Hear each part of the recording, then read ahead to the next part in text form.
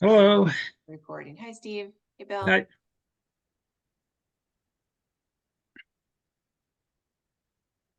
Bill? I think you muted, Bill. You are muted, Bill, and very hitchy video. Is he frozen? Oh, Well, To come and go. my There you go. computer, I might have to call back. I'm gonna have to do this by phone. My Wi-Fi router now today. That is the problem. It's the router itself. So why don't I just call back in, okay? okay. Okay. Unless you can hear me now. Is that working? Well, can hear we can you. hear you for now. You still seem a little. Okay, I'm doing this. Okay, I'm doing this with a hotspot now, so a phone hotspot. So Okay, so I don't think I'm gonna have much to say anyway. Right, Oh, come on. We're expecting something. we hopefully And I'm we'll under the get, weather, so. one other person too. Yeah. Right. I didn't hear that anyone else couldn't come, so we should have Carol and Dan and hopefully Charlie too. And obviously we need Gretchen, but we have some time, so. Can we talk about our national grid thing at the end? Yeah. Sure. Okay. Yep. I brought some of the the original plans for the area. Okay. So we can see like what they had proposed versus what's out there.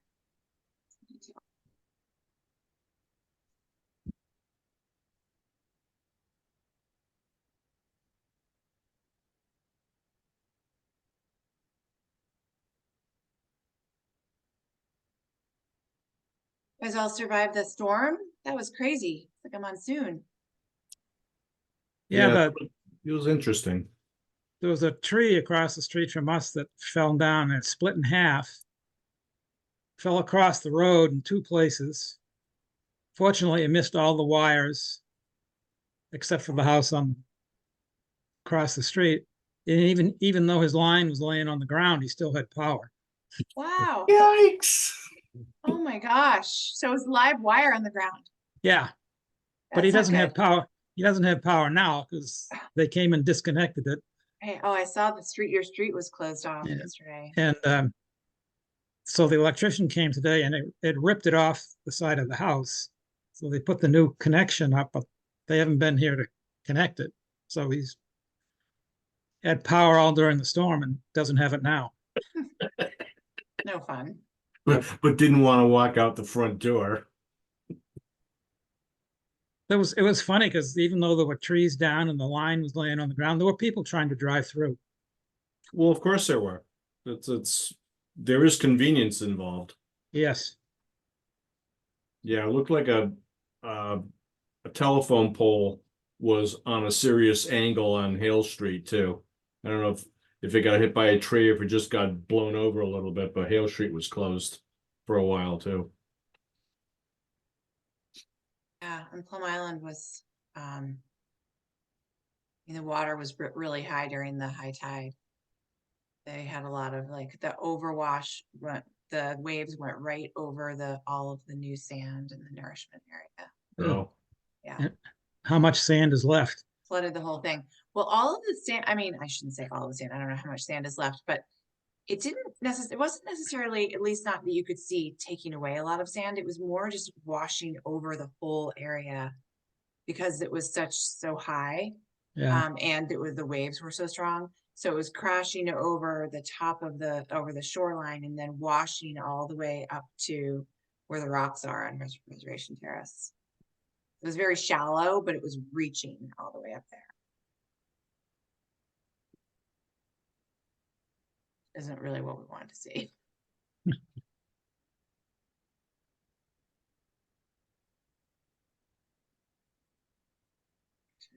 all right, we'll start in a couple of minutes. Only two attendees at this point Yep. with Pioneer Field and all. No. Mm-hmm. Surprising. that okay? Yeah.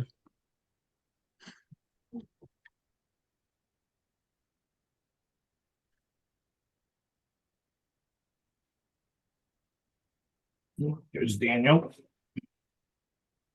Hi, Dan.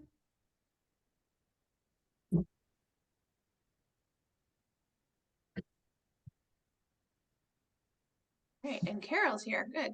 Hi, Carol.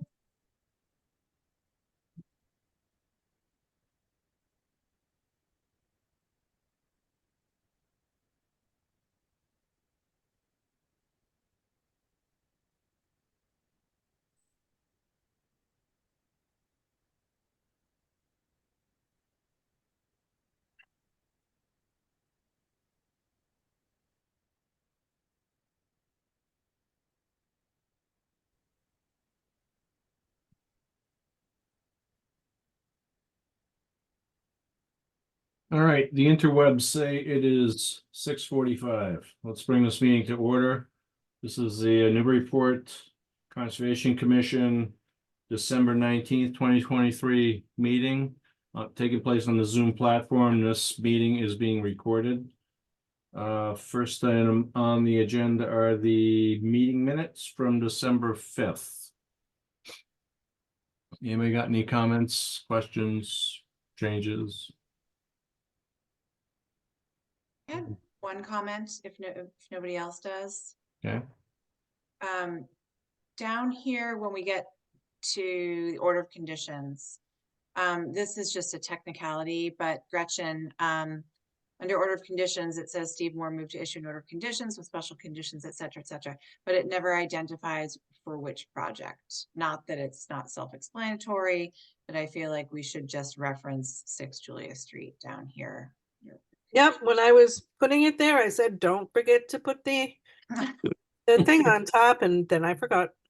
Okay, perfect, Had- thank you. I had something to also, so see if I can't make the minutes move. Hang on, Mom, let me see if I can. Where do you want me to go? Thank you. It was under, go up further to, let's see, wait a minute. You were talking about, oh, I know, go back down, I'm sorry, to the Yep. Plum Island piece. Keep going up. The beginning, Plum Island, up here? Yes, Island because it updates, yep. says, the last sentence, the results of this report should be received in the spring, which the section 111 would take years to complete. There's Oh, something, yeah. something, I was Mhm. gonna mention that. Maybe It while. used to be supposed to be while. Yeah, it's wild. okay, because it sounds like it's the results of the report that have to be completed. I don't know, so it's just a little funky. Thanks. Okay. Anything else? You wanna I'll make a motion to approve the minutes as amended. Second, All right, roll call. Steve Moore, yes. David Vine, Yes, Carol Wagon, Yes. Dan Warshaw, Yes, Bill Mullen, Yes. and I vote yes. All righty. Speaking of Plum Island updates, do we have any Plum Island updates? I do not have any new Plum Island updates, no. Okay. Has anybody been down there since the storm yesterday? It's pretty brutal.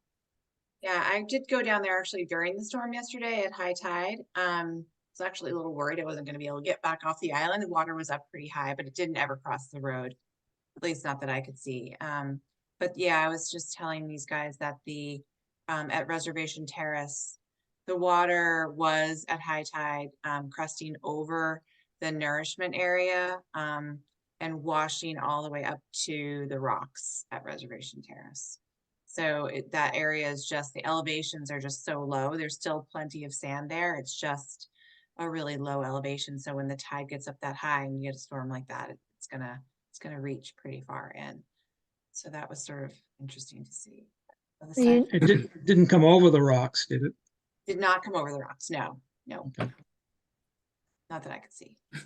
surface still very high today, so and there could very well have been erosion all day today and overnight tonight. Interesting. Okay, maybe I'll go back out there tomorrow. Were you out there on your board, Dan? Nope, drove up by Hampton and there were some guys out. Mm. I'll pass. Alrighty, on to other things. First item, certificates of compliance, etc. Daniel Sweeney, 152 Northern Boulevard, request for determination. Okay. So here's 152 Northern Boulevard. I'm moving Tom Hughes over to be a panelist. He's the representative for this project. So Tom, you can start whenever you're ready. Okay, and just I may cut out because I'm actually running on a generator because a tree fell off and knocked my electric service off the house. So Wow. if I cut out, I'll try to get back in on my cell phone. All right, so Tom Hughes with Hughes Environmental Consulting here on behalf of Dan Sweeney. The project at 152 Northern Boulevard is it's the installation of a roof deck, rearranging some entryways, but it's primarily work renovating the inside of the structure and just kind of making it look better. The site is heavily developed, and if you can go to the next photo, I think, Julia, actually the cover on the application might even be better at showing that, but you can see you've got a big driveway. You've actually got a garage on this one, a drive under garage that is just above where that location arrow is, off of the side street there. So here you can see you've got the kind of turquoise stairs and then the entry, the drive down entry right there. So basically we're going to be relocating that entry a little bit and relocating the one that's in the foreground, installing a roof deck.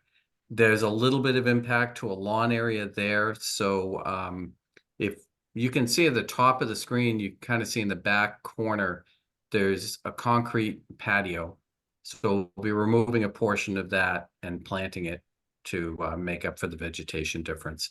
I think we call for Virginia Rose and Bayberry for that. If we can go to the next slide, you'll see we're in the AO zone. And then the next slide kind of gives you, we get existing elevations and, existing and proposed. So you can see the roof deck on the right. You can see, the entries being slightly reconfigured. It's from the outside, it's not really much of a project. You can go to the site plan, Julia. Yep. And Everett's got his impact table there, but you can see the green areas. Those are the areas we'll be planting. We'll be putting shrubs where that walkway towards Northern Boulevard was. We call for native. It may very well be Virginia Rose, but I'd like to be able to give you the plant list before those go in, because we want to think about something that's going to look right next to a walkway. We are replacing concrete walk with clamshell walk, so it is overall an improvement. We're removing that concrete, that's part of that concrete tile patio. The only real other area where we're adding the entry is kind of the area where you see off in the Peastone driveway. We're just coming down with a set of stairs there. So none of these impact dune function other than perhaps the removal of concrete, making a slight improvement. I know we're in the AO zone, but we're kind of right on that AE boundary, and it's not an area that we see a lot of flooding in, but assuming we get any flooding, it is a slight improvement.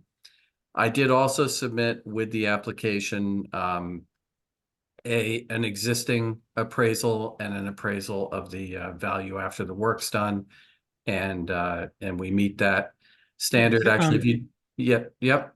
Before we leave the plan, Yeah. the right angle greenish area there on the right, Yes. where you're going to plant prune bushes. Yeah. I'm looking towards have something multi-layered, like maybe one tree and some bushes and stuff. So Yeah, that, it's tough because it's kind of narrow and we've got that fence on the neighbor's property right up Mhm. against it. And then a wood fence right behind there.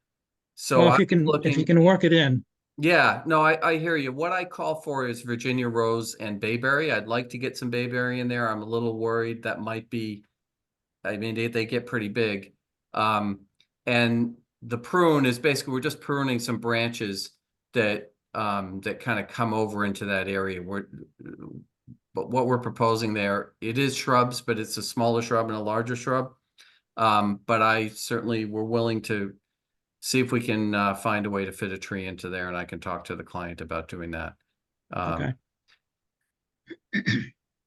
You know, probably if we do it, it's probably a red cedar, something that doesn't have a lot of girth to it.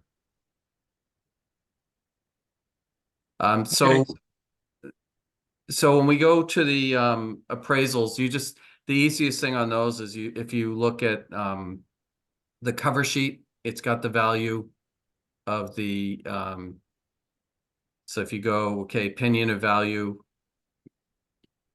this makes it so much easier than the first one that we did where you don't have to read through the whole thing unless you want to, but basically the existing structure is 195,000 current value of the overall 620,000 value of the lot. And when we go to the value of it after the work is done, I think it's a 47% Yeah. increase. I found that I can't find the page right now that says that, but yes. Right, but if we look at I mean, you can kind of do the math. Yeah. If you do the cover sheet of the proposed work. So that current market value as is of 620, is that the house and the land? Yeah, that's the house and the land. That's so if somebody were to put this on the market, you would expect it would be 620. Right. Okay, and the contributory value, whoops. Of the was 100 structure was 195. Okay, Well, what you're saying is that the land itself is something in the order of 400,000? Yeah. If I had a buildable vacant lot on Plum Island right now, I mean, I think 400 is, you know, might even be more for something like that. People, especially when you get a little further from the ocean, those lots are in more demand now. Because of things like you just saw from the storm, you know, lapping water up towards those oceanfront ones. So this value of the structure is expected to increase from 195,000 to 287,000. Right. As you subtract the land. Yeah, and I'm actually going to suggest the next one that we do with Greg's story. I'm going to ask him if he can also then put on his opinion of value, if he can then put the percent part underneath that on this. It would be really helpful. It would be. Yeah. I But mean, it sounds like it's very close to the cutoff. yeah, it is. It is, but it meets it. And you know, and Greg has documented his appraisal the way he's done on other cases. And I know the first time we used this method that's in the regs, we went through all kinds of review and discussions with the appraiser and all that kind of stuff. I mean, you know, the assessor, and I think it's a better method because it actually gets at the actual value of the work as opposed to did you hire a cheap contractor or not. So But Tom, I'm thinking about the other criteria involved. So yeah. there's the 50% increase in value. There's also 25% increase in floor area ratio. I assume you're not increasing it beyond 25%. Yeah, I don't believe we are. I mean, it's Right. you know, it's all interior. We can, if you wanted to put a condition that we give you that significant improvement checklist. I know I asked those questions, and then the one answer that they didn't have an answer for me on was the cost part. So I had them run this. Yeah, it doesn't look like a significant increase in square footage, if much at all. But I'm also just to double check, I'm assuming that you're not removing more than 50% of the walls and putting on a new roof? Right, right. I mean, we're putting on a roof deck, and then the roof deck, you know, there's that kind of work underneath it there to make it all fit, but that's more like dormer. So Hmm. the roof deck doesn't count in increasing the square footage. Is that correct? Right, right. The roof deck doesn't, but the conversion below it to living space, you know, that's what it looks like. It looks like they're kind of doing a dormer under the roof deck on that side. So that's probably the only real increase in living space. Over here, you mean? Yeah. Yeah. Well, So- aren't they converting that underneath garage to living space? I don't know that they can. No, I they think they're, can't. I I think think they did. I think I read that in there somewhere. They're converting the garage area. I thought I read that in there somewhere. The Oh, garage in is, in the appraisal? Yeah. Well, I that mean, strictly would not be allowed under building code because of. right, that's a building code thing. I mean, from a conservation point of view, it's inside the house. It's really, does the value go up or not? I think, but I think the substantial improvement checklist, I think if you guys condition that we submit that, and, you know, certainly the building inspector should look at whether that's a part of it. I'm not aware of them doing that. Well, I'm looking at the cover letter and I'm looking at the property synopsis reflecting. And there's the sentence I think Steve is talking about. Yeah, what is it? The last sentence. Yeah, let me, This, Julie, I don't know if you want to go to that. yeah, where in the narrative, David? The cover letter, yeah. The cover letter, In the appraisal, not on, it's not, Yeah, Oh, the the not appraisal. on mine. the cover letter of the appraisal, okay. Yeah. Yeah. See, I don't get a lot of information on these, and I don't delve into the architecture that much on these RDAs. Yeah, you're, So proposed, let's see, first floor. it's the last sentence of the Yeah. property yeah, it synopsis. says the lower level will be partially gutted and a portion of the garage will be incorporated into below grade space, 2 rooms total.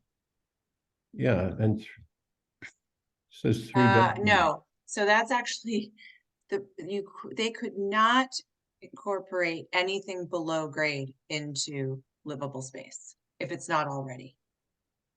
Well, some of Yeah. it is, I believe. A Yeah, so portion of- that's something. Actually, not the property synopsis, the one reflecting the proposed improvements. Right, no, that we're looking at it on the screen right now. I see what you're Yeah, saying. okay. Has this been through zoning review by any chance yet? I don't know if it had to go to zoning. Well, it would have to have gone to zoning. I think because it wasn't increasing height. It Well, might- but the roof deck alone would push it to zoning and all of Right. this. Okay, So let's just confirm that this meets zoning. Yeah, okay. because in the paragraph above, it says it has a full basement with a finished full bath and 3 rooms that are moderately finished. And then down below, I believe it says they're gonna take a portion of the garage and make it below grade space. Right, no, I see where you're saying that.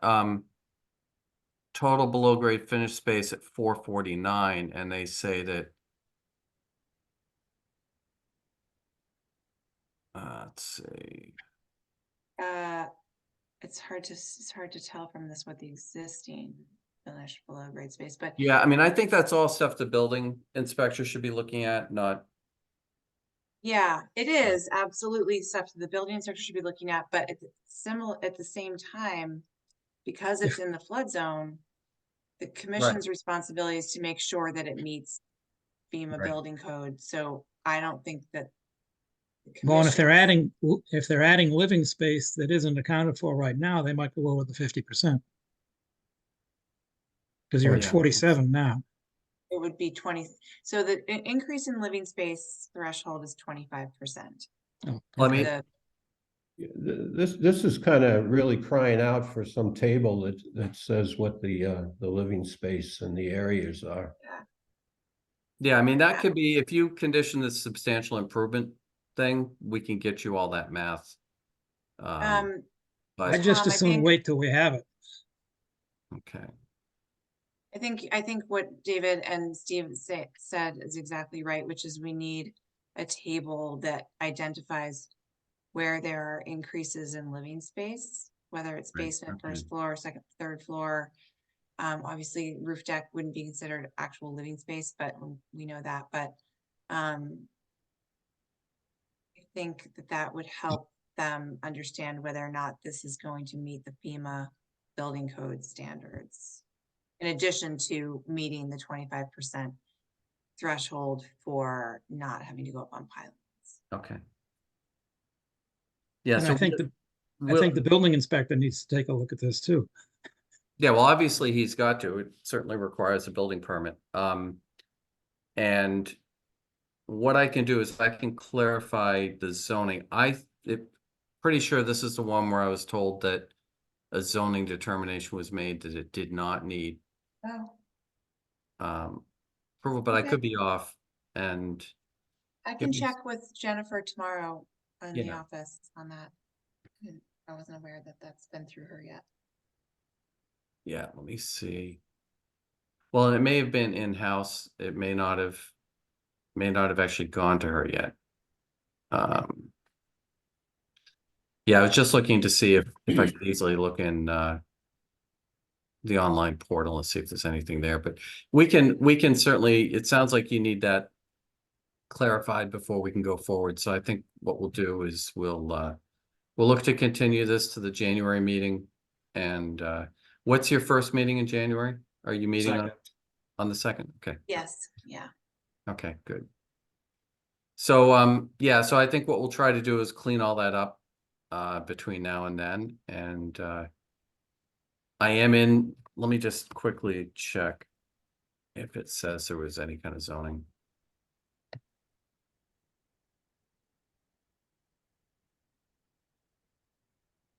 Yeah, no, nothing. Couple building permits, couple older Concom things, but no zoning. Okay, That doesn't mean it hasn't gone to Jennifer for a zoning review, but no, it is- understood, but there's Yeah. no, no zoning board decision on it. right. Okay. So we'll address this, and I'm sure we have plenty of time between now and January 2nd to Right. iron that out.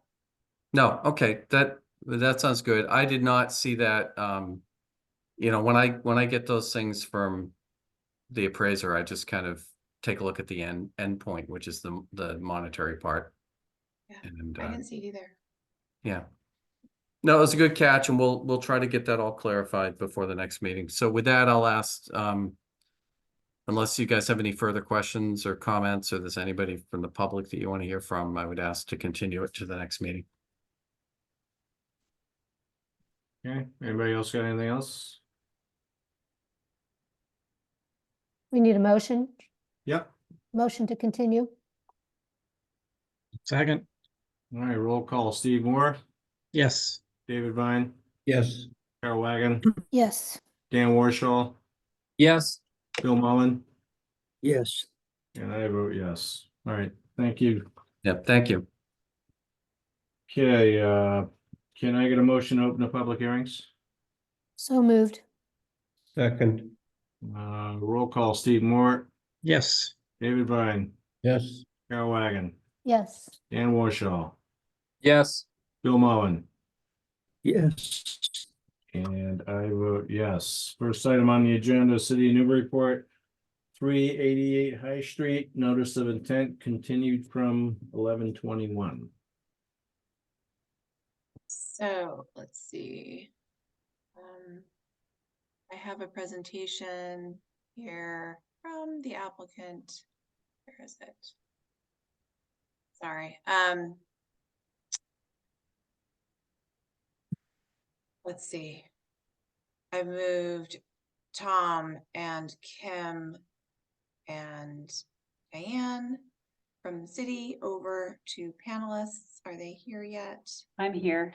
Okay, sorry, Kim. I thought that I had actually uploaded the presentation you gave me. Yeah, I saw it on your scroll bar a minute, Right? ago, and then it disappeared. It's so funny. I can bring it up again unless you I want to can, if you're okay with me sharing screen, I can Yeah. do it too. Why don't we do that? Okay. Let me stop share.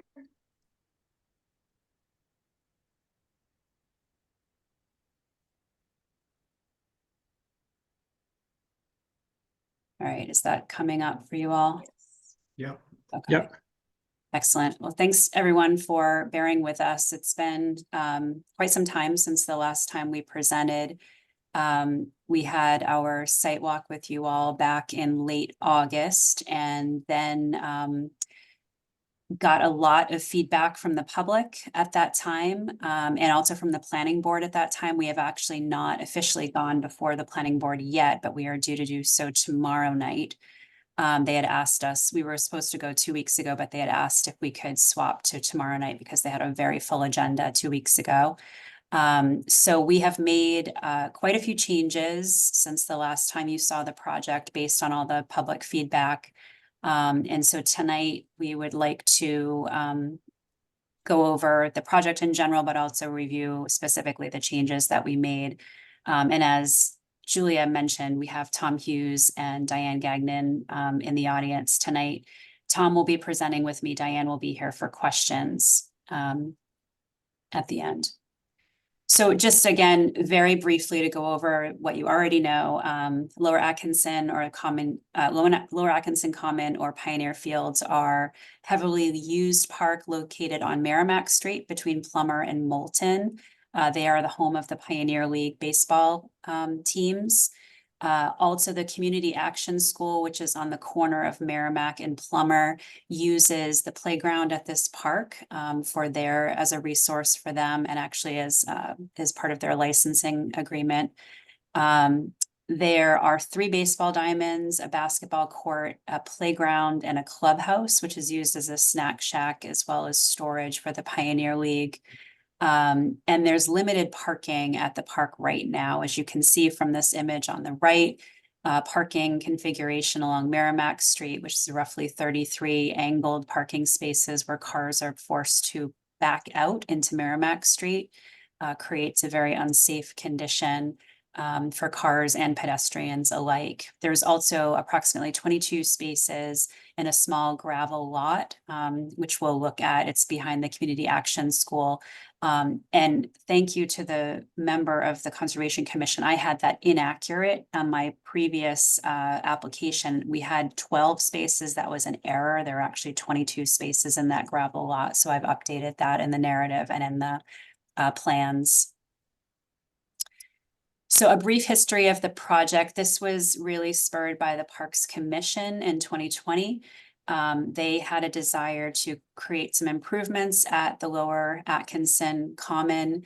Primarily, they were interested in creating a universally accessible playground at the park. The playground equipment here is in pretty rough condition. So right now, as a matter of fact, the new universally accessible playground is being installed. It's being relocated from the area currently along Merrimack Street to a location that's sort of in the central part of the park. And that, as I said, is being constructed right now. It will be finished up in the spring. And at that time, the old playground equipment will be removed.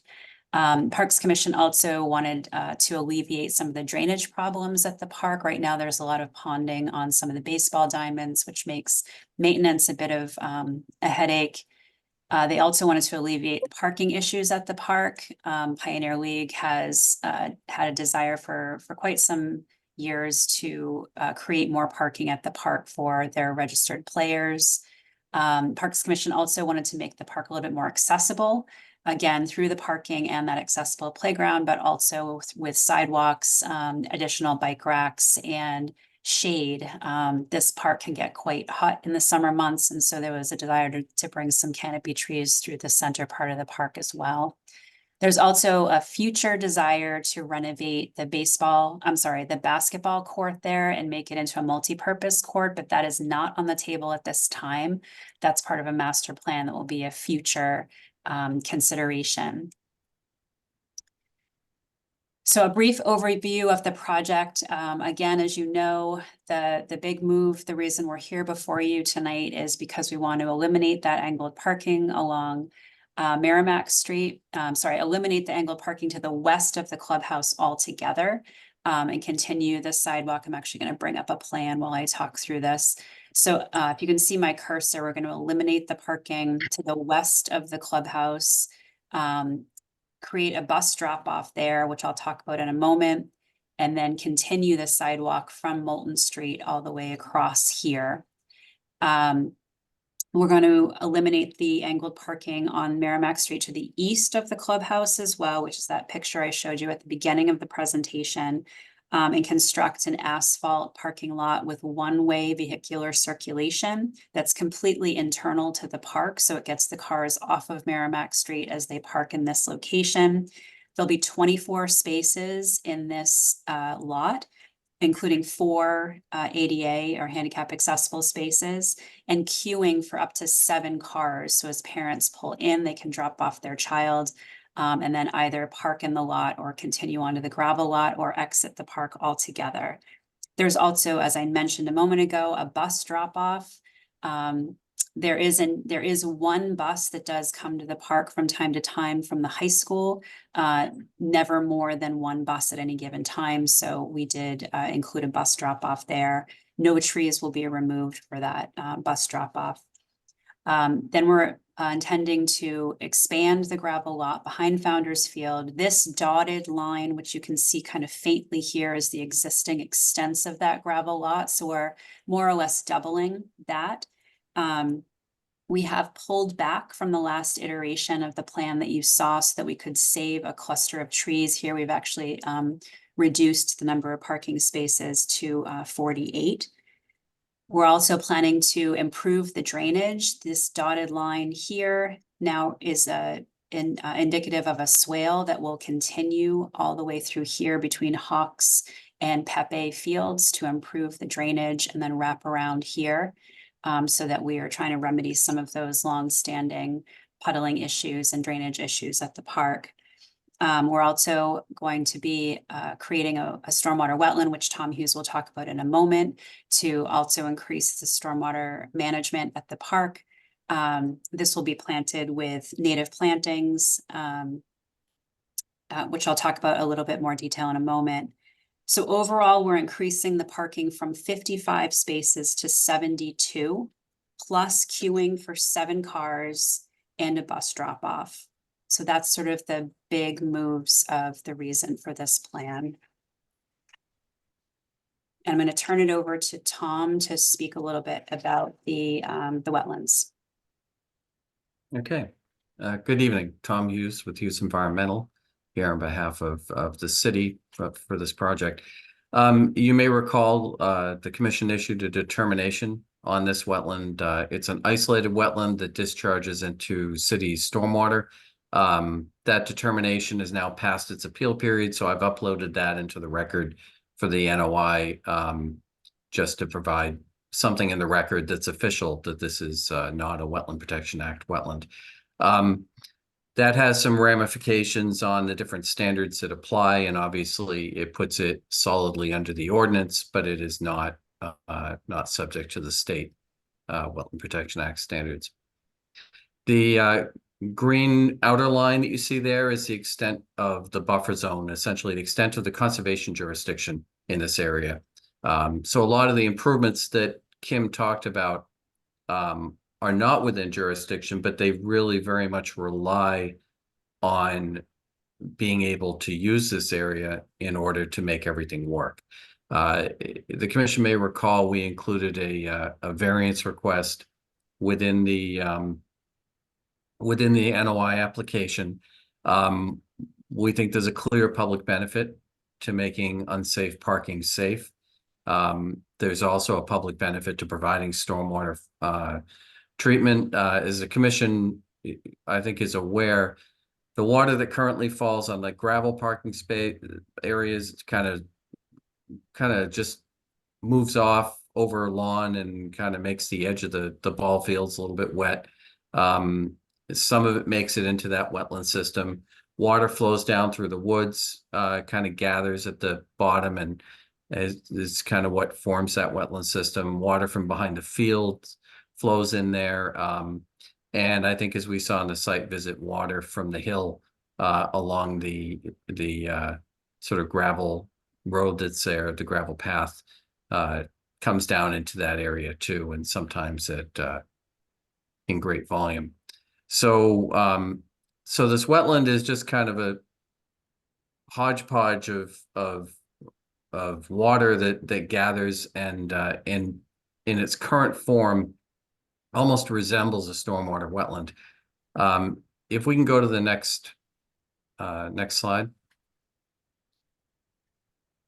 Okay, so this is the existing conditions plan. I think we can actually just skip past that one. Okay, so this is showing the stormwater wetland. What we propose to do here is basically relocate the wetland, turn it into a formal stormwater wetland.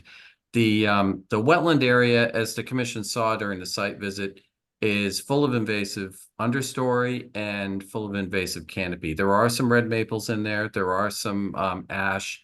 There are a few other natives, but really the area is dominated by Norway maples, and then all of the invasives in the understory that kind of come along with having an invasive canopy. We'll be removing a total of 16 trees. In the process of constructing the project, we will be, and that's within jurisdiction, and we'll be replacing those with 16. 4 that are shown, and Kim's going to go through the landscape plan in a little bit. 4 that are shown in specific locations, and 12 1-inch saplings that we'll be locating during the construction phase, located by the wetland scientist working with the conservation administrator to kind of agree on places that make sense. That was something that came after our site visit. It was pretty apparent that once we did the construction work, there were going to be kind of voids opening up where we think we can fit some of these trees in. I'll note that we also adjusted after the site visit our grading. I think we already talked about this earlier at a meeting, but you can see there's an area where we're using some boulders essentially to have the slope work around an existing tree to basically prevent us from having to remove that. And what we're doing now is we're capturing all that runoff that currently makes it into the isolated wetland, but we're capturing it in this stormwater wetland. But at the same time, we're also getting parking lot runoff. We're running it in through a structure that will be in the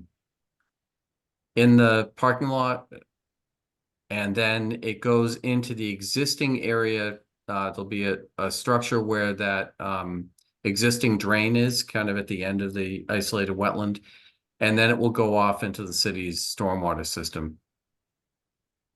As a result of the project, we're going to have a lot of fruit-bearing native plants within the new stormwater wetland.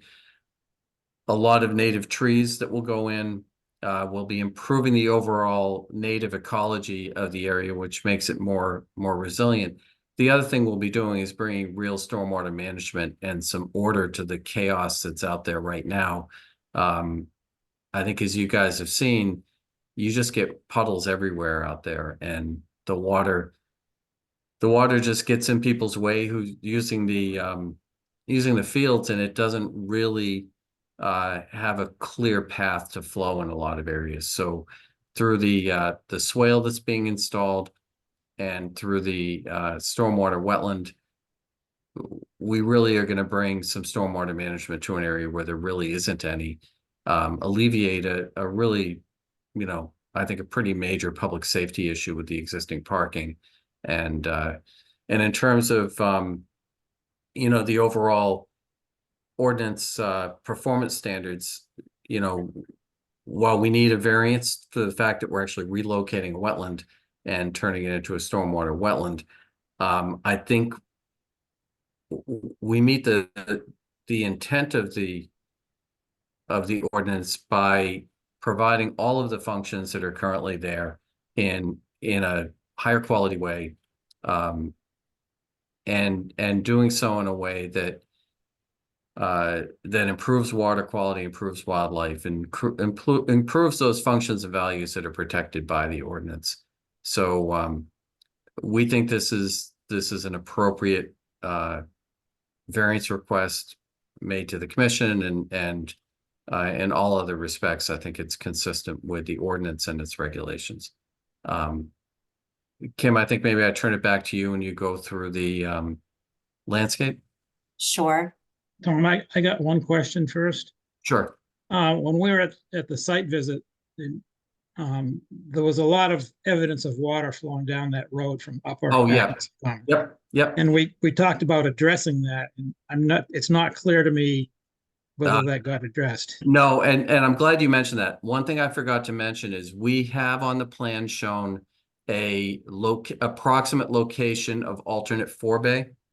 We're still trying to figure out how to manage that water coming down the hill, but we do have an area that we all looked at in the field where the water appears to gather before it kind of makes its way over to the current isolated wetland. And we think that a likely part of that solution will be to install essentially a forebay, a place for sediment to settle out, and then have the water flow into this stormwater wetland system after the sediment sorts itself out. But the city is still kind of looking at that whole runoff situation coming down the road and seeing whether it can be redirected to another location or whether it's going to end up having to come down the hill into this spot. If it does come down into this spot, we'd move forward with something along the lines of that forebay, and we'd come into the commission with an update and a plan showing, how we would tie the things together. Do you know when they're gonna decide? Kim, do you have any more information on sort of the timeline on parks and engineering figuring out that water? No, I think the next step for us, once we get approval from conservation and planning, if we do, and city council, allocates the dollars to do this, we're gonna have to get a real cost estimate put together to find out what the overall cost of the project is, and then we will, we'll look more heavily into the drainage with the city engineer. Okay, because John Eric is asking to not have to do a stormwater plan from the planning board. And it would seem like this would be a major part of that. Diane, are you on the call? She's out there. He is with the attendees.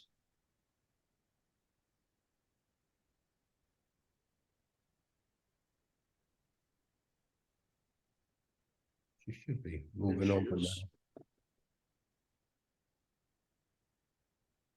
Can you hear me now? Yes.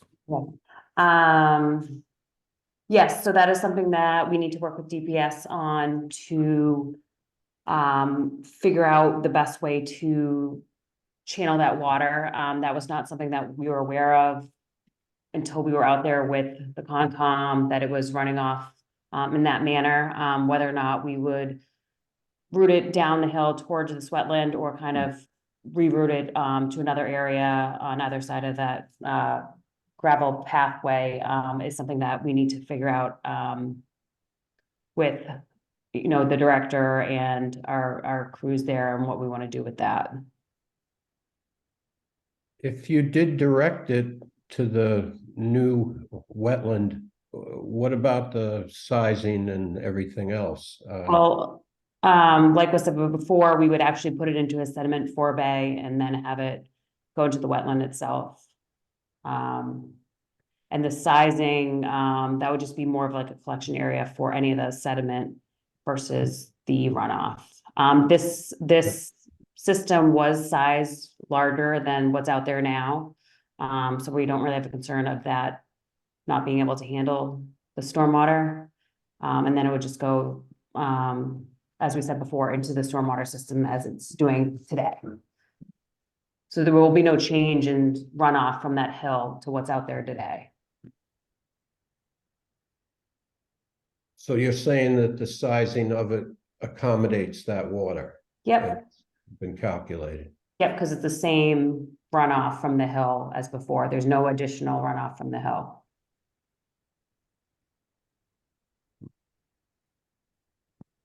I wish I'd gone out there today and seen how much sediment got washed down the hill. Yeah, I think to reinforce what Diane's saying, I think all the water that we're talking about ends up in the current isolated wetland. That's where we saw it was taking the sediment towards. So it really isn't an issue of sizing as much as it is controlling that material. And we brainstormed a whole bunch of potential thoughts that Diane just alluded to, that we might be able to grab some of that water, run it under the path over to the other side into an area where it could better disperse. There's a few options. We just don't have all the survey and all the things we would need to figure out how we might, better control that water yet. Okay. All right. I think I'm gonna zoom into, again, the area within jurisdiction of the Conservation Commission to talk a little bit more about some of the changes that we've made. So as I stated before, we've reduced the number of gravel parking spaces from 56 to 48 in this area here. And the reason for that is to save this cluster of trees in this location. So the tree removals previously were 22, now they're down to 16. And again, what we're removing and actually what we're saving in this cluster are primarily Norway maples. We extended the drainage swale to between Hawks and Pepe fields to try to remedy some of those drainage issues.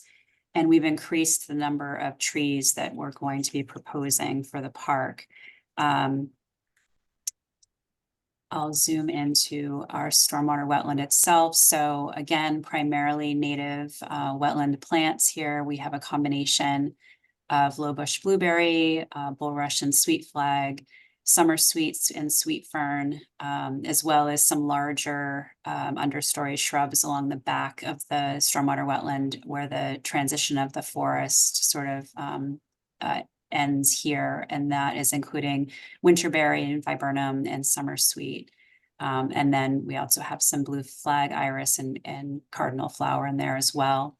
So I've broken out the plant list to plantings within the buffer zone, and that's this top half here, and then plantings in the remainder of the park. So as I mentioned before, 16 trees we're now proposing to remove instead of 22. And we're proposing 16 trees to be planted. So it's a 1-for-1 within the buffer zone. There are 4 larger river birch, which you saw in the overall plan, and then there'll be 12 field located trees, as Tom mentioned, and those will be a combination of white oaks and red oaks. I already spoke about the shrubs and perennial mix that we're proposing.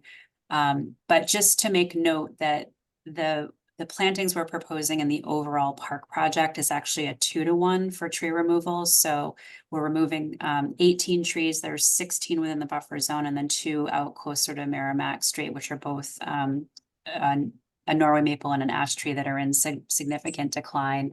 We're proposing 36 new trees to be planted within the park as a whole. And Tom, did you have anything to add about the plantings or what the stormwater wetland here?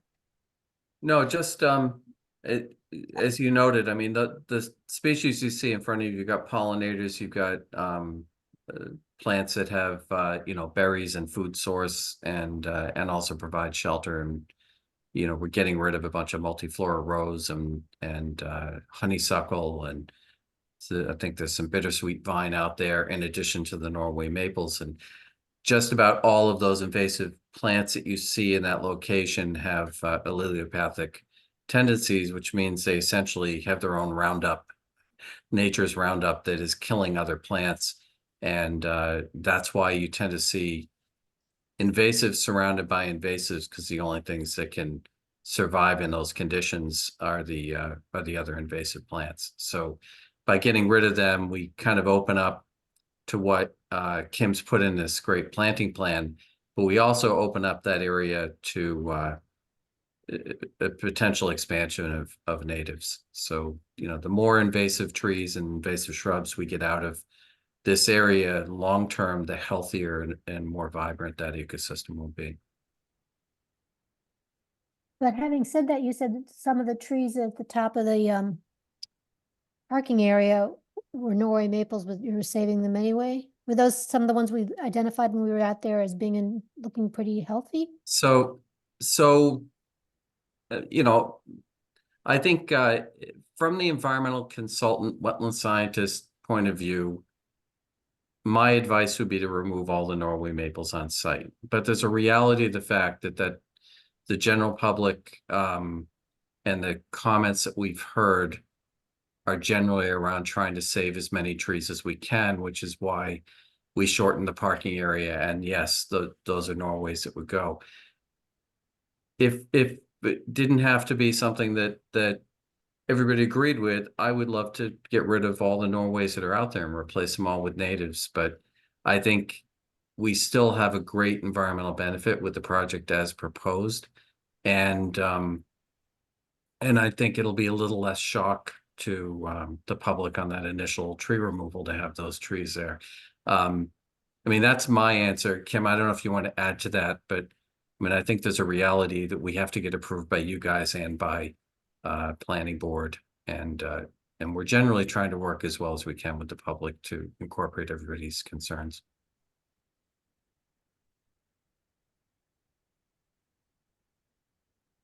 So that's all we have for our presentation. If anyone has any other questions, I'm happy to flip back to a previous plan, or we can stay here and just answer any questions you might have. I think if we can go back to the plan that shows some of the trees that are being planted, I think along I think there's some new trees. Yep, there's 4 river birch here. There's actually 5 total, but this one is outside of the buffer zone, even though it makes a nice cluster here. So these are the 4 river birch. And then we have a note here for the 12 field located trees, and those are the 6 white oaks and 6 red oaks. I would imagine we'll probably be able to fit some of them in this location here. The open circles are existing trees. We actually had a surveyor go out and locate all of the existing trees in this area here. So I think we'd be able to fit some in this location and then probably some down in this location as well. Okay, right where your cursor is, I think, are those new trees below there? Here, Because- yes. This is the closest to butter, so we did include 5 new arborvitae here at her request to create some buffer. Okay. Again, she's the most impacted by this development. And is there a fence along the parking area to protect those trees, or? A fence here. Yeah, We're not proposing one. Arborvitaes are fairly tolerant trees. I'm not necessarily concerned about them getting damaged. okay, because some cars might run into them. But I do want to note we did not include those in our discussion of 1-to-1. Right.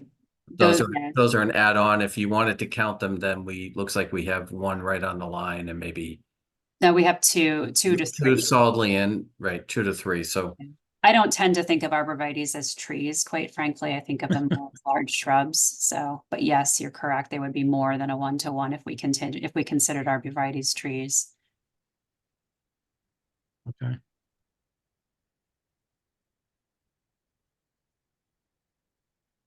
All right, that's all I had. Anybody else?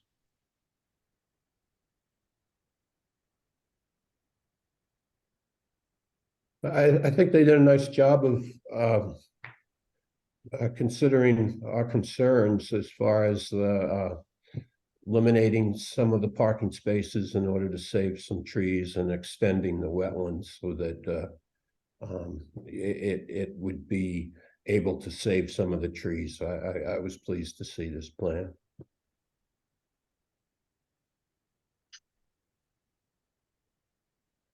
Yeah, I agree with Tom about the Norway maples. I would prefer them not to be there either, but we all make our compromises. Well, maybe after a few years, after all the natives that we're planting and are looking nice and big, we can remove the Norways and put something else in.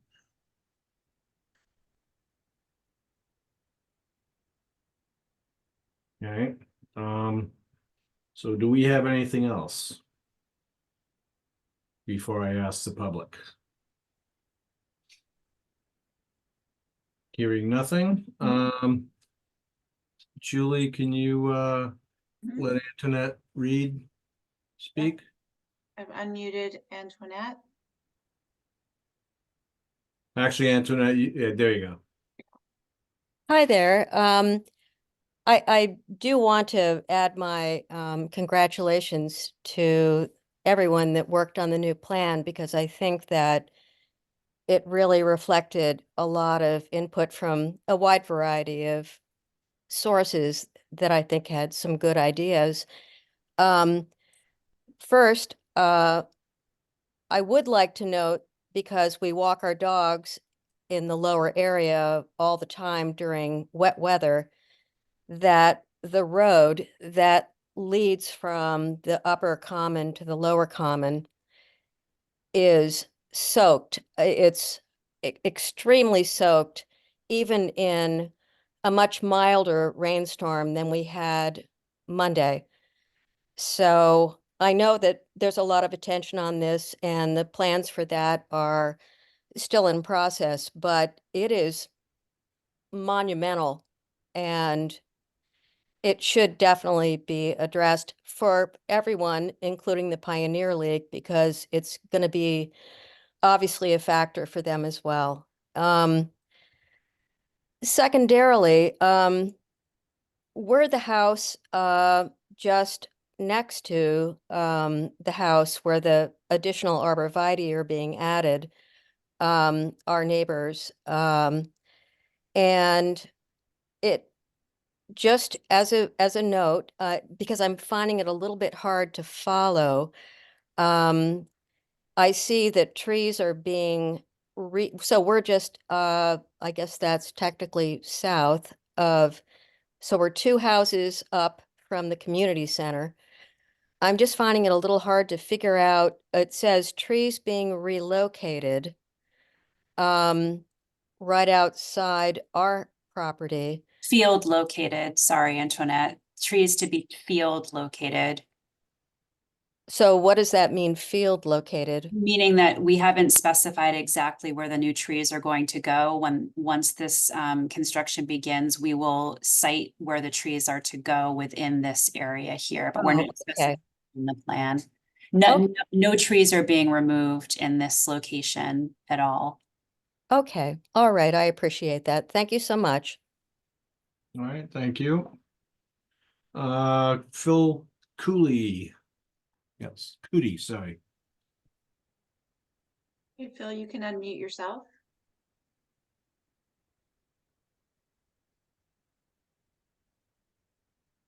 There we go. Can you Yeah. hear me? Yes. All right, excellent. So, first of all, I think this is a fantastic plan. And what I'm most and by the way, this is Philip Cootie, 22 Phillips Drive, Newburyport, Mass. What I feel is greatest about this plan is the degree of collaboration between the community, the neighbors, the Pioneer League, and the city, and how all of this came together. It's just fantastic, and I think that everybody who's contributed to the plan should be really, and I imagine you are really proud of it, because I'm just I'm almost speechless, especially when we talk about the concern for the trees and the number of reasonable parking spots given up in order to preserve plantings. Because I know that there are so many people who are really concerned about this, because it's really their garden. And and to understand that there's so many youth out there who need open spaces as well.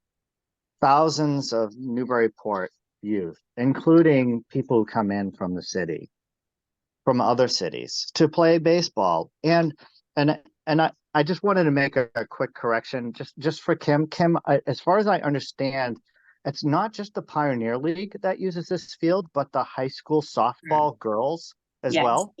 They're the ones who need the So- bus. Yes, yes. So there are quite a few communities that are using this field to play ball, including corporations who will rent the field. So just kudos to everyone. I really have nothing more to say than just so much appreciation for everybody who's worked so hard to listen and to make adjustments. And I'm really proud of my community right now. All right, thank you. Anybody else from the public? All right, Jim McCauley's next. Okay. Counselor McCauley, you should be able to unmute yourself. Thank you. Can you hear me tonight? Yep. Great. I just have, thank you. I enjoyed the presentation, and I too would reiterate that the collaboration on this is encouraging to the point where we are right now. I just have two quick questions on this.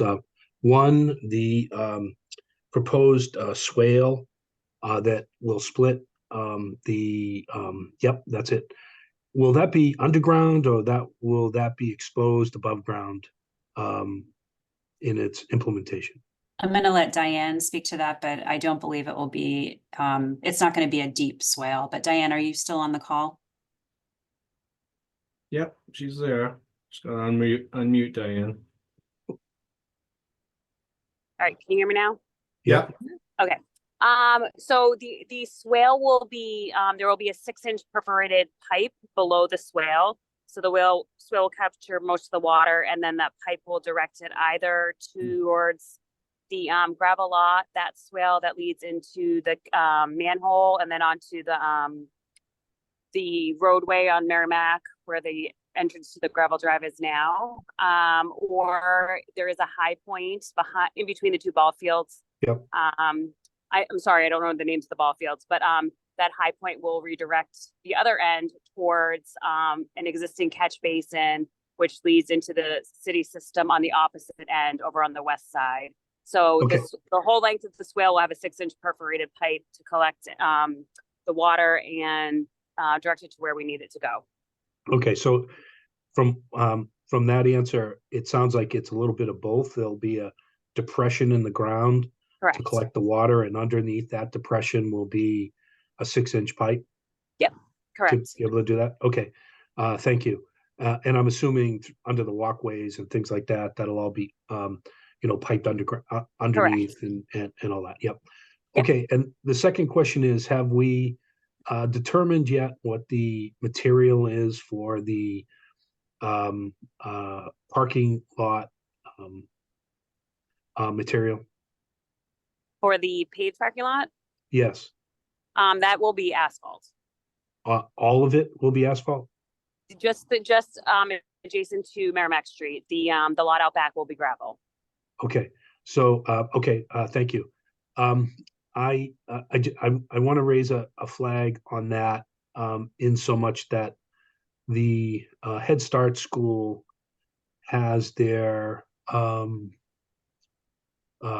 handicapped accessible entrance on the back of the building, and they may need some pavement to accommodate their handicap spots going on there. I don't know if that's been part of the conversation or not, but I do know that's one of the reasons why the lot's half paved now and not half paved. They cannot accept access in an ADA way over gravel. I'm just raising that. Thank you. Thank you. Yeah, we've had numerous conversations with the director at the Head Start school. So we're not actually touching what's happening immediately behind their building here. This line here is the definition of where the asphalt ends and the gravel begins. We are including a handicap space right here for them. But yeah, there is, this location will not be changing. So that area that you were just circulating your cursor on, that will remain asphalt for their needs? We are not changing it. I don't know if they will be removing that parking or not.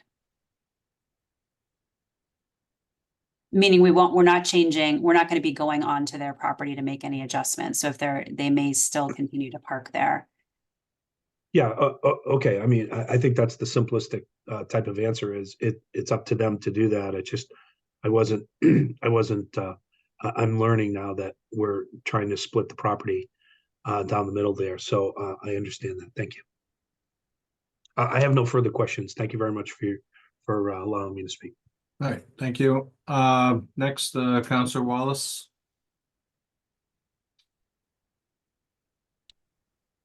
Thank you, Chair. I also just want to thank everybody who's worked on the plan and the different groups that have come together over the years. There was a lot of work that has gone into this. It's not an easy site. The biggest concern is the safety for the kids and getting the parking inside of the park. In other words, protected parking lots is critical, and that has always been the goal, and that was always the goal of the master plan. I'm going to reiterate what I've said in a previous meeting, but the one concern I have still is that I just cannot support the expansion of the gravel lot at this time for a few reasons. One, I see there may be spaces, this has changed quite a bit since the master plan, where we had more parking out in the front.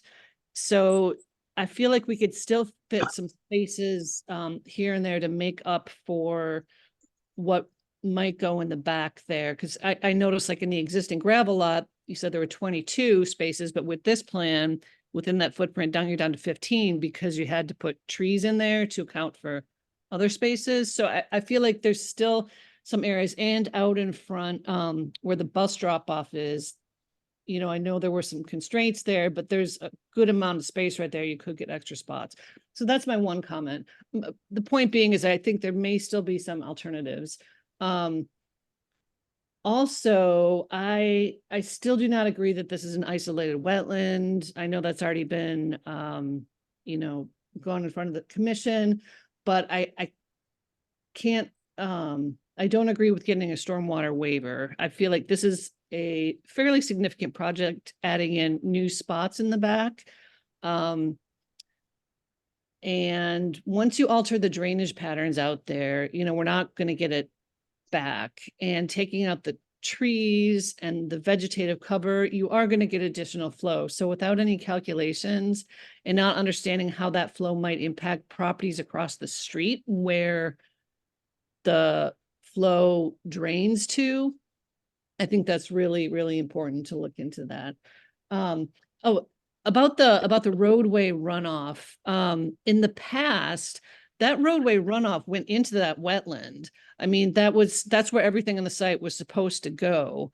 And I know once that road got altered, you know, by the Parks Department a few years ago, then it kind of affected the drainage patterns. So the thing with the existing wetland that's there is that's your natural detention that you have. And once you take that away, again, it could change patterns. The other thing, one other thing too, that I think I mentioned before is that stormwater is supposed to treat before it goes into a wetland, and here it's counting for both. So you're using, it's both a wetland and a stormwater treatment, and that's not something you typically see. So those are my thoughts on that. That's nothing new, but also I just want to encourage, I've been saying this to the mayor and to the council, that we have to get funding for the safety portion of the street. That is critical to this plan. When we did the safety zone and altered the parking, you know, we didn't think it was going to be at least 3 years out.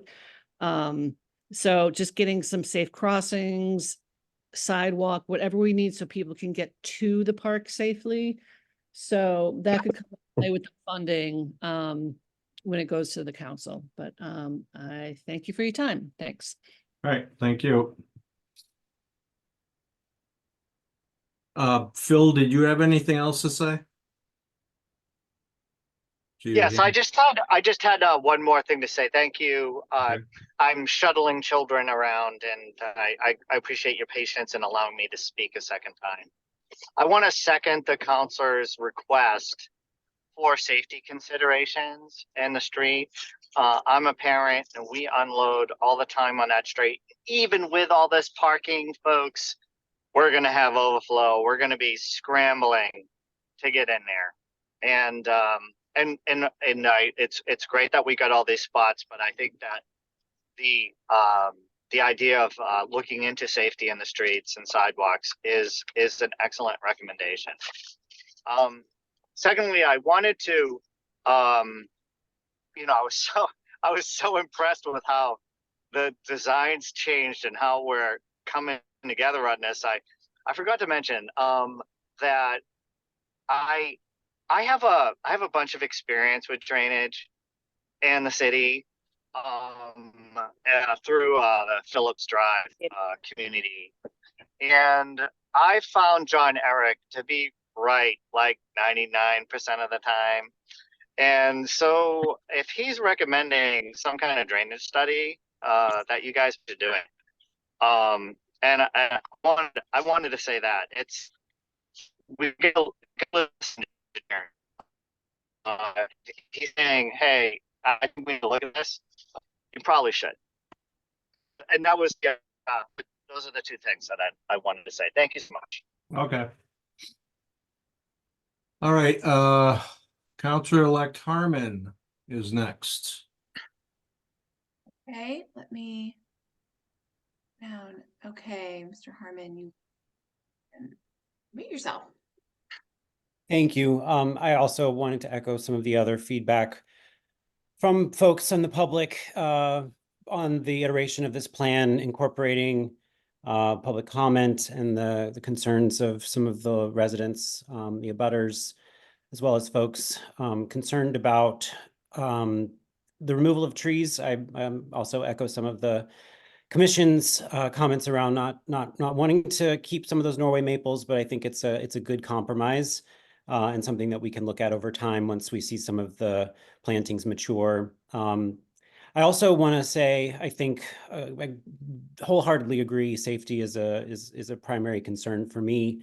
I think this is a step in the right direction in terms of getting parking off the street, and I think that immediately enhances safety for kids and families and folks using the park, but the work is not done there, both in terms of the street and monitoring and understanding the effects of that. So I think this is a really positive direction for safety, but it's not the end all be all. And then I had a question about, and I think this was mentioned, but in the concerns raised around drainage, I believe there's additional drainage going in around the ball fields themselves as well that will improve, how they receive rainwater. And I was just curious if that's been studied at all in terms of the effects of that on the local systems and handling that drainage, in addition to the comments around the stormwater running down the hill. But generally, thank you. I think this is an improved plan. Look forward to seeing it move through planning board. All right, thank you. All right, anything else? Anybody else want to talk? Give you a couple seconds. I see no hands. All right. What are we doing? Are we looking to continue this to the next meeting till after the planning board? Isn't that what we normally do? I would think so, but I thought I'd say it out loud. I would just say that the only reason to continue until after the planning board is if you have concerns that the planning board might make significant enough changes that it would impact what you've just approved or what you may approve tonight. That's all. Well, Or of course, if there are questions that you have, you want more information on, but it doesn't sound to me like there's that their outstanding question. Yeah, there was my concern was whether, planning board's gonna step in and want a bunch of changes, and I would personally like to get some sort of a read on that before I voted to approve or whatever. Yeah, Mr. Chairman, I just note that it looks like we lost Kim, and I was pausing to answer your question because I'm here. oh, okay, I don't see you on the screen. Kim, what's your thought on, do you want to close tonight or do you want to keep it open past planning? That's up to the Conservation Commission. I doesn't matter to me either way. Okay. Yeah, and before you vote, just one thing I want to note is the swale that's shown. Antoinette had talked about how wet it gets down at the bottom of that path. And the swale, part of that purpose is to help dry that area out. So that should be helping that situation. And we recognize there's more water to deal with coming off the hill. Okay. And I don't know if I can send you all, there was a couple of memos around stormwater and traffic that were submitted to the planning board. I'm not sure if they got uploaded to conservation as well. John Eric's actually asking for the waiver from stormwater because in his opinion and looking at projects of this size, he sees no reason that there would be any additional stormwater. What's there right now, I believe, and don't quote me on this, I can get you the documentation. I think it's going from something like a 200 square foot wetland to a 4,000 square foot wetland. So the capacity is going to be significantly larger. Okay. Yeah, I do believe I did upload the memo from John Eric. I did not upload the one on traffic. Okay.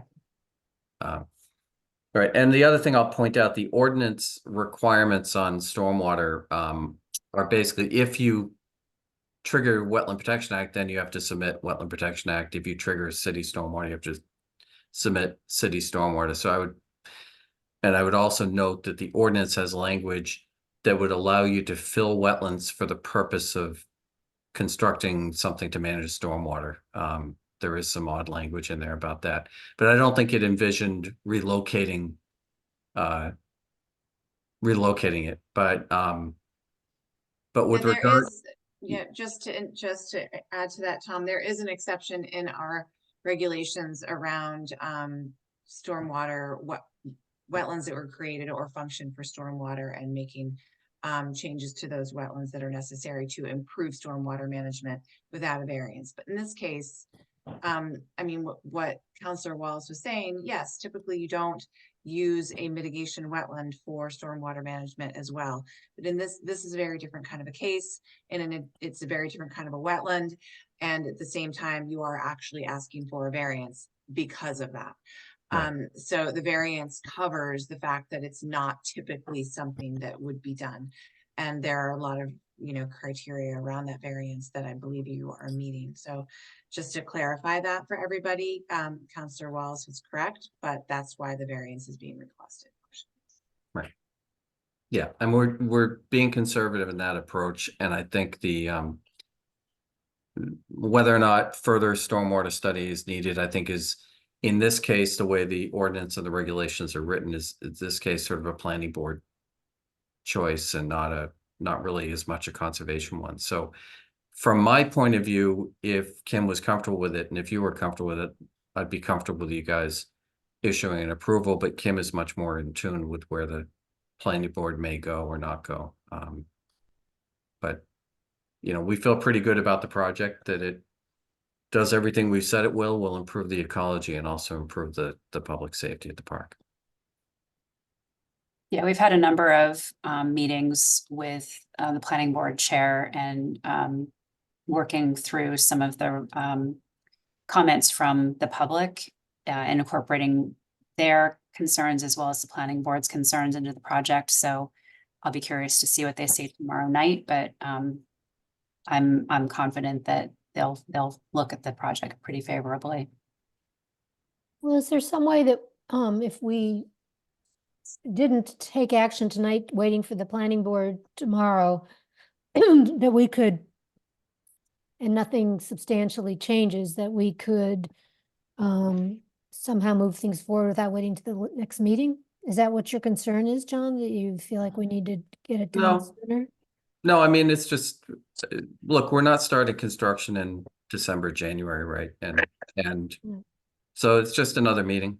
It's just another meeting if we go to January, but it's just a matter of, you know, Kim is sort of running this for the city, so I just want to defer to her what her thought is. But if you guys, I don't see any harm in it going to the next meeting if you're more comfortable doing that, but you know, I feel like we've spent a lot of time working with folks behind the scenes to really get this plan evolved into the place it is. And, you know, would I like to see more Norways come out? Absolutely. But are there people involved that would like to see less trees cut? Absolutely. So it is a compromise position, and it's one that's resulted in a good plan.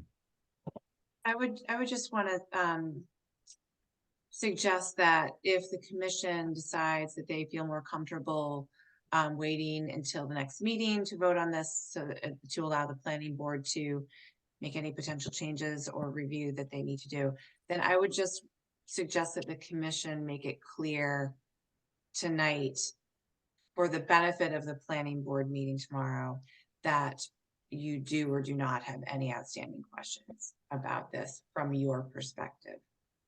Just so that it doesn't come up at the planning board hearing as though there may be a question about why you didn't close tonight. You get where I'm going with that?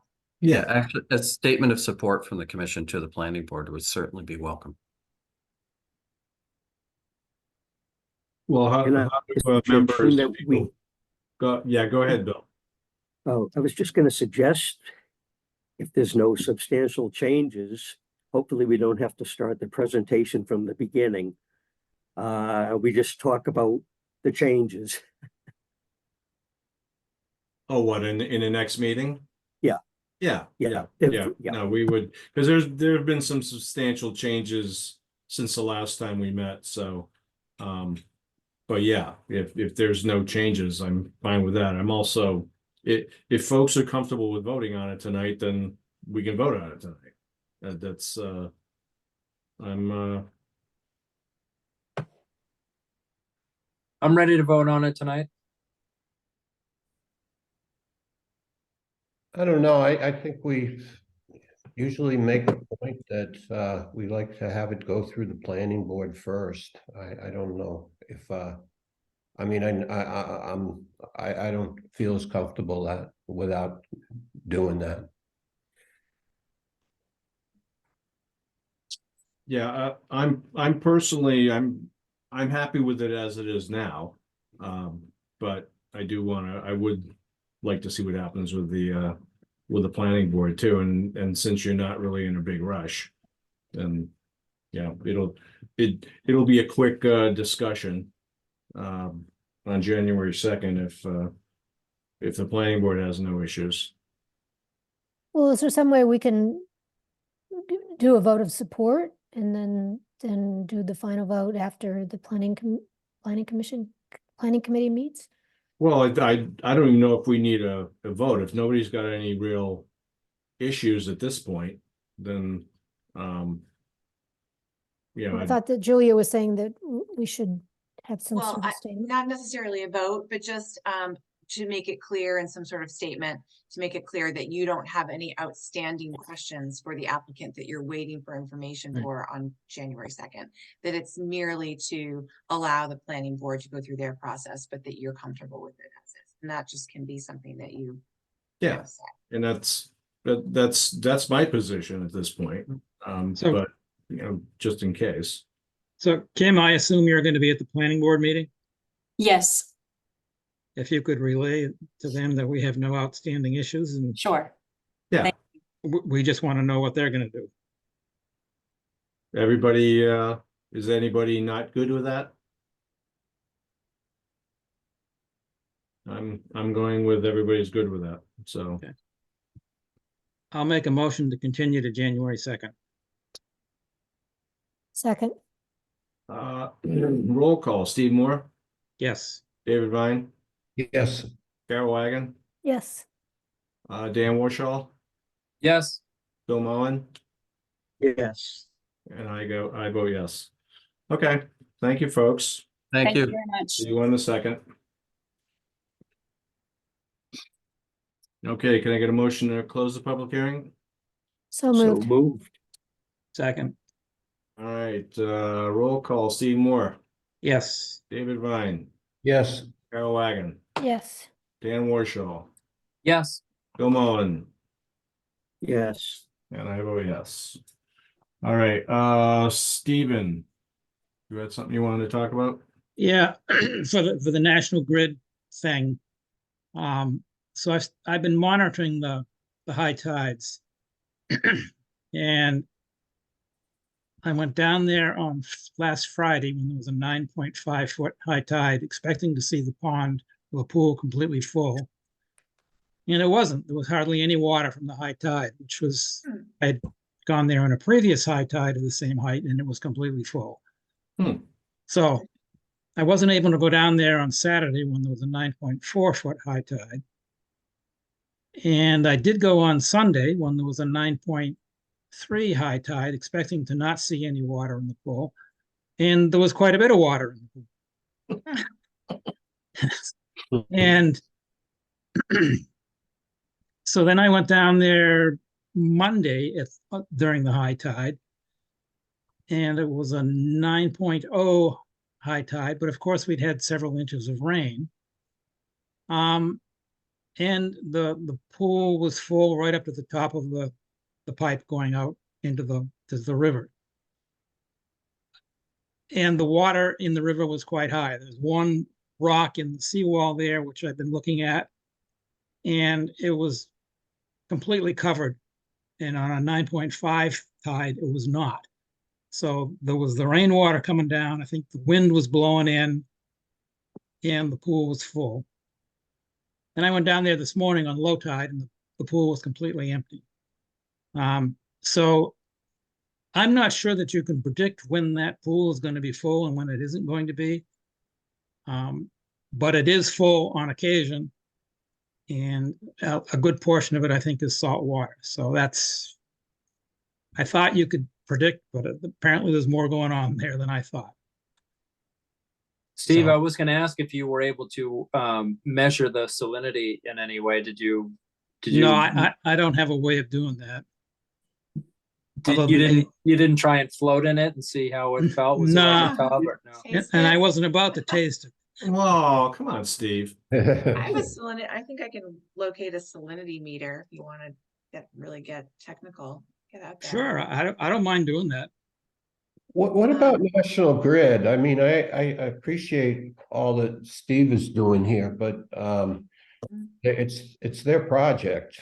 Right. And we're finding issues with it, and I thought the idea was they were going to come back and discuss this with us. So this email, right? Can you guys see what I just put up on the screen?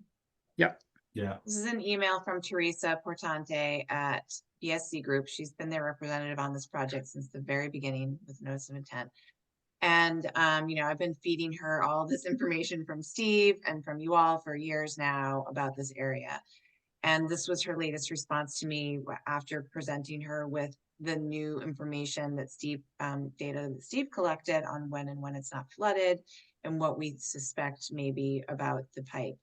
So they're saying that they're going to coordinate with their engineers on installing a duckbill valve on the pipe, as well as evaluating the grades of the area to determine if adjusting elevation can also. So I think that it sounds like they're getting their engineers back involved to take a look at it and maybe come to a better understanding of what's really going on out there. Yeah, I like the idea of adjusting the elevation, which means what? Fill it? I don't know. I don't know, but this. So this is the plan. This is the planting plan that they provided for us after they filled this whole area in with gravel in the beginning, which is not what it was supposed to be. And so we asked them to revise it. They gave us this planting plan, and I was looking at this today, and these species, northern bayberry, switchgrass, and beach plum, are all three of them somewhat salt tolerant. but not, Um, but not with water, salt Not spray. completely, right, and that doesn't mean that they're tolerant to being inundated and sort of swamped. So, but they did select salt tolerant species. But when they, I mean, some of these are like, they can handle salt spray, they can handle a coastal environment with some salt influence. But if this is really a situation where they're being flooded with salt water, that's a little different. And it wouldn't be all salt, you know, be brackish, but still. So Julia, that line from the edge of the planting that goes out to the water, I assume that's the culvert? Or... That's the pipe. And I have another plan that shows that more clearly. So everything, all those plants that they have there to the left of that, none of them have survived. Yeah. And Oh, most of the ones to the right. right. None of these have survived, and like 1 or 2 of these. Yeah. Yeah. Yeah, it's getting that too was- much salt, too much salt water, that's all. So this is this is their sort of drainage design for the area.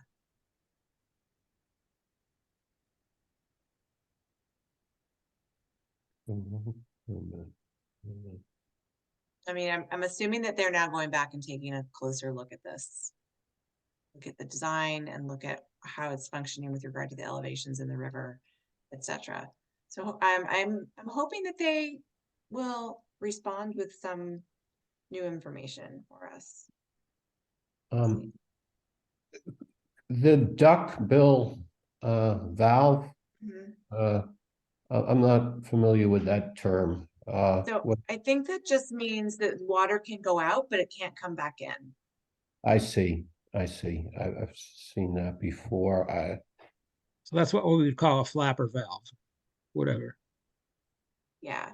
Is it a flapper valve or is it more complicated than that?